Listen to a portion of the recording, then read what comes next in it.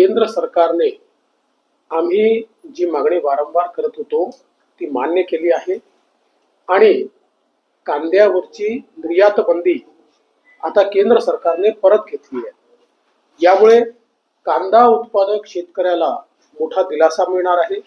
सकाळपासून ज्या काही बातम्या येत आहेत तुमच्या चॅनल्सवर मी बघतो आहे, मोठ्या प्रमाणात कांद्याचे भाव वाढत आहेत।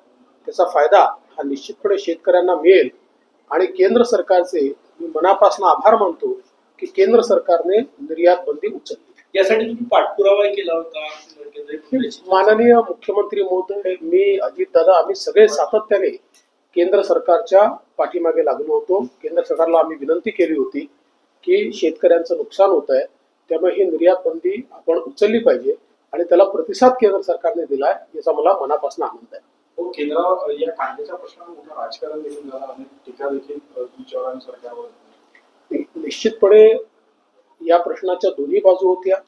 एकीकडे देशामध्ये कांद्याचं उत्पादन कमी असताना तो निर्यात झाला आणि देशात कांद्याची कमतरता तयार झाली तर देशामध्ये आपल्याला अनेक वेळा मग अशी परिस्थिती येते की दुप्पट तिप्पट किमतीत बाहेरून कांदा आयात करावा लागतो आणि म्हणून केंद्र सरकार साधारणपणे प्रोडक्शन काय आहे, आपल्याला कन्झम्पशन आपलं किती आहे, कधी कुठलं प्रोडक्शन येणार आहे, याच्या आधारावर हे सगळे निर्णय घेत असते।